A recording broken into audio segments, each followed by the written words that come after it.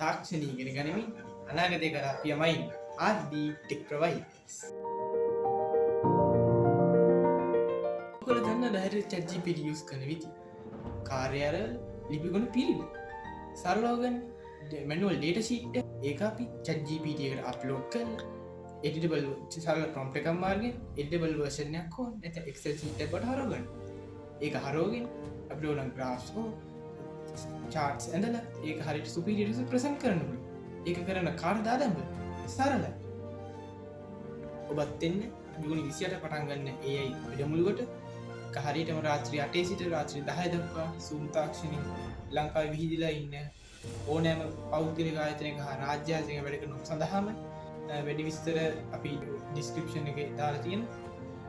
ඒකේ registration form එකක් ඇති. අදම රෙජිස්ටර් වෙන්න.